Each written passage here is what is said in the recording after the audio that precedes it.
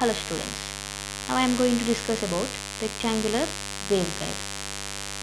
So whatever we discussed in the parallel plane waveguide, the same concepts we have to discuss in rectangular waveguide. So in the parallel plane waveguide, the waveguide is in the shape of two parallel plates. Only two parallel plates we are having, and the wave is restricted along x direction. X is equal 0 to x is equal to a. Along y direction, the length of the parallel plates are infinity. See this line and this line. So here in this direction and here in this direction. Along y direction, the parallel plates are having infinity length, and the wave is propagating along z direction like this. In rectangular waveguide, here this is the shape of the waveguide. The waveguide is in the direction of, or it is in the shape of rectangular pipe. The rectangular pipe. The rectangular shape means here we are having the length and width, or I can say that width and breadth. The length along the z direction is infinity. Okay, width is along x direction and its breadth is along y direction. So I can say that here the wave is restricted along two directions, from x is equal 0 to a and y is equal 0 to b. Then only we will get the shape of one rectangular. Okay, so this is the rectangular waveguide. It is propagating along z direction and it is restricted along two directions. Okay, so here generally for del, for uniform plane wave, I will write it as dou by dou z of az. Okay, because uniform plane wave means it is not restricted in any direction and it is always propagating along z direction. For parallel plane waveguide, it is restricted along y direction, so I haven't considered. Next, rectangular waveguide, it is restricted along both x direction and y direction. See, it is restricted along x direction. Okay, no restriction along y direction.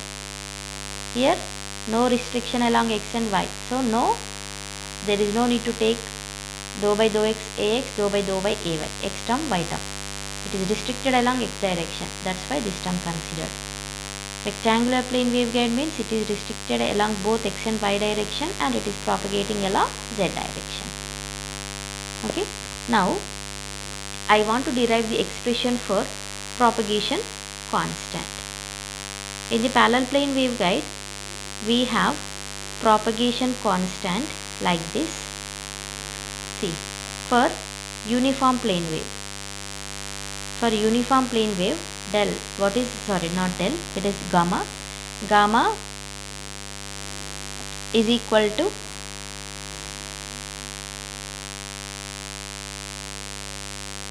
j omega mu into sigma plus j omega epsilon. For parallel plane waveguide, gamma is nothing but m pi by a whole square minus omega square mu epsilon. Now we have to derive the expression for rectangular plane waveguide. Rectangular waveguide, what is the expression for propagation constant gamma? Okay, so how to get means we have to consider Maxwell's equations. Okay, so we know we have to consider Maxwell's curl equation, that is del cross E and del cross H. Del cross E is equal to minus j omega mu H.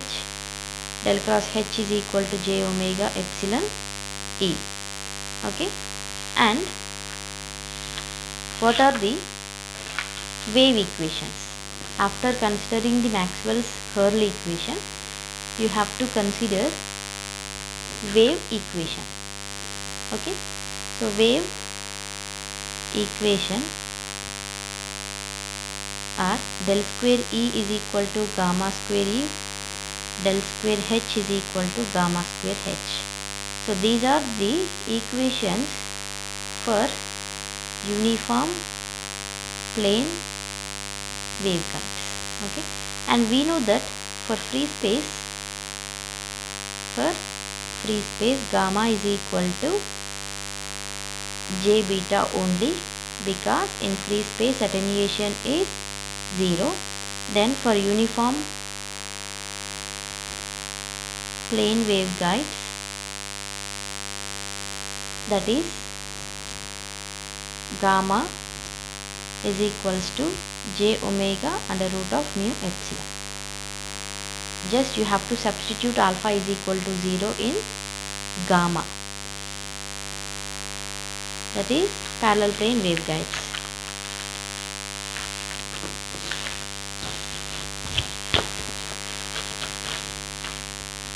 Okay, now consider del square E is equal to gamma square E. So for rectangular plane waveguide, del is nothing but dou E by dou X you have to consider, dou E by dou Y you have to consider, dou E by dou Z you have to consider. So minus omega square mu epsilon E. Okay, so here I am writing dou square E by dou X square plus dou square E by dou Y square, and dou E by dou Z is nothing but del. For uniform plane wave, del can be written as dou E by dou Z. So del is nothing but del square E. Del square E is nothing but gamma square E. Gamma square E is equal to minus omega square mu epsilon E. So dou square E by dou X square plus dou square E by dou Y square is equal to minus omega square mu epsilon E minus gamma square E.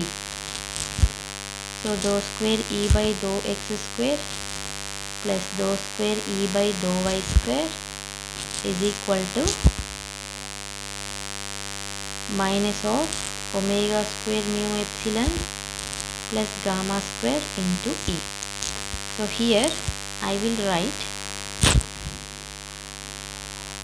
omega square mu epsilon plus gamma square, this term, as gamma x square plus gamma y square.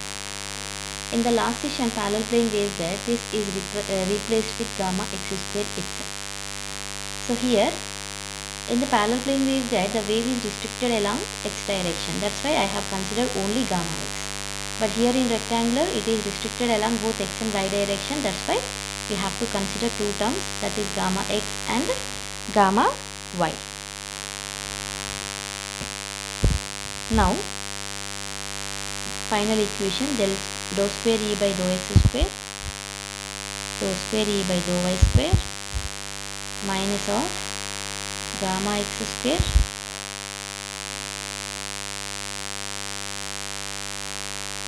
gamma y square.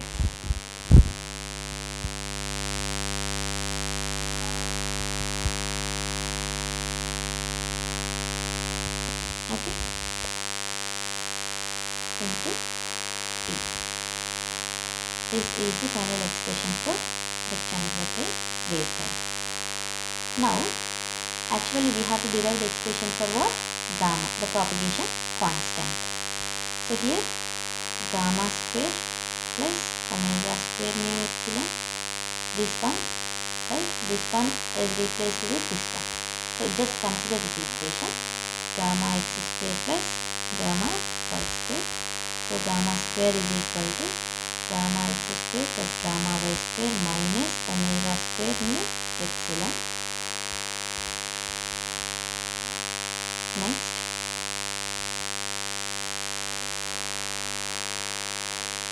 here after applying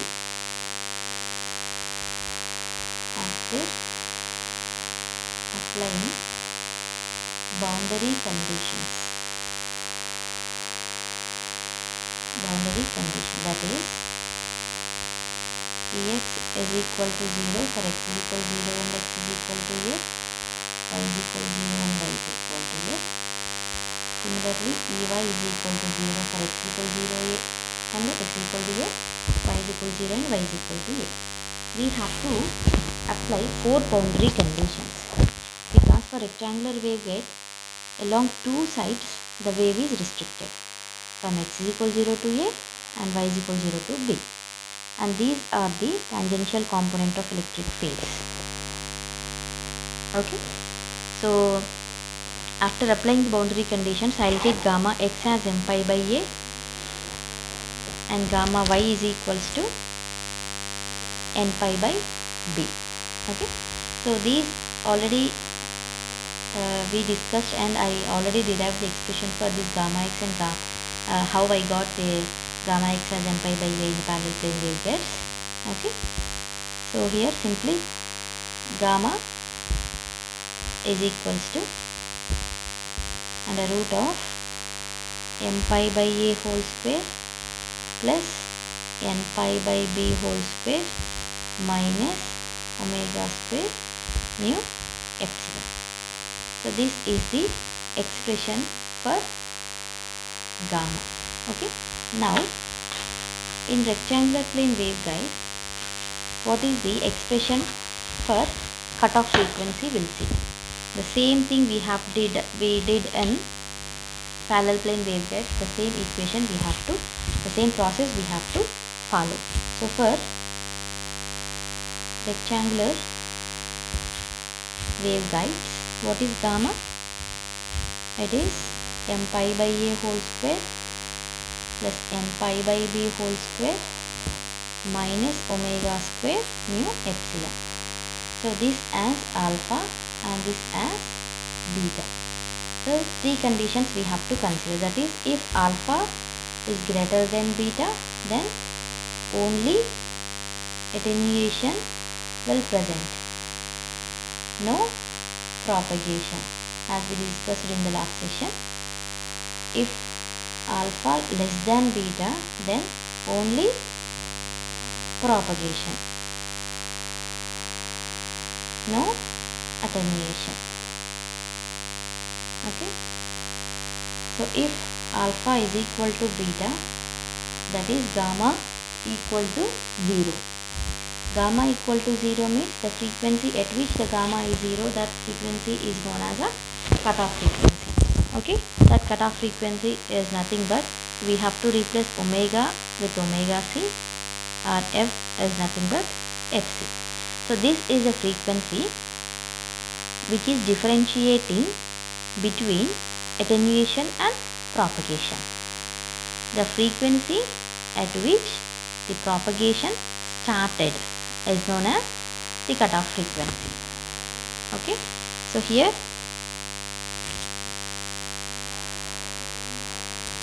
gamma is equal to 0 means alpha equal to beta.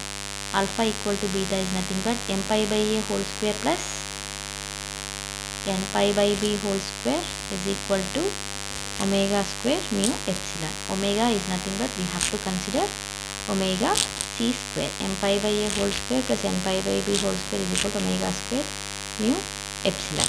Okay, so here omega c under root mu epsilon is equal to under root of m pi by a whole square plus n pi by b whole square. Now omega c is equals to 1 by under root of mu epsilon m pi by a whole square plus n pi by b whole square, and this is nothing but c. So c into m pi by a whole square plus n pi by b whole square. Okay, if I want to write the expression for fc, fc is equal to omega c by 2 pi, that is c by 2 pi under root m pi by a whole square plus n pi by b whole square.